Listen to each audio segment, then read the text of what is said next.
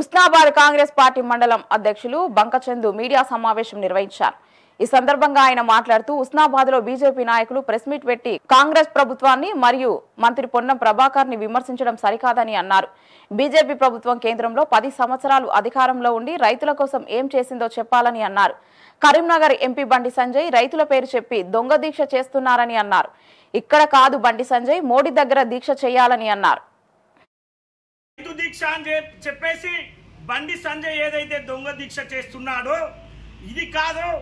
మేము రాష్ట్ర ప్రభుత్వం నుండి రైతులకు ఎంత డబ్బు ఇస్తామో అవి మేము ఇస్తా అని చెప్పేసి అంటున్నాం. మీకు దమ్ముంటే కేంద్రంలో అధికారంలో ఉన్నారు, మీరు ఆ డబ్బులు తీసుకొని రండి. మీరు ఎంత ఇస్తారో మేము అంత ఇవ్వడానికి సిద్ధంగా ఉన్నామని చెప్పేసి మా మంత్రి పొన్నం ప్రభాకర్ గారు మాట్లాడడం జరిగింది. మీరు ఇలా కేంద్రంలో అధికారంలో ఉన్నారు, ఢిల్లీలో నరేంద్ర మోడీ ముందు దీక్ష చేద్దాం రైతుల కోసం, దానికోసం మాట్లాడాలి. కానీ ఇవాళ ఏదో నేను ఇక్కడ మళ్ళీ ఎలక్షన్లకు ఓట్లు దండుకోవడం కోసం ఇవాళ మీరు దీక్ష చేస్తున్నారే తప్ప రైతుల కోసం కాదు అని చెప్పేసి అంటున్నాం. అదొక్కటే కాదు, ఇవాళ 6 గ్యారంటీలు అంటున్నారు. 6 గ్యారంటీలను ఇచ్చే బాధ్యత మా కాంగ్రెస్ పార్టీ తీసుకుంటుంది. 6 గ్యారంటీలను నెరవేర్చే బాధ్యత మా కాంగ్రెస్ పార్టీ ఉన్నది. మీరు మాకు గుర్తు చేయాల్సినంత అవసరం కూడా లేదు.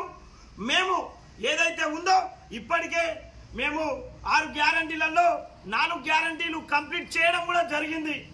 కానీ ఇవాళ మీరు ఏమంటున్నారు, ఈ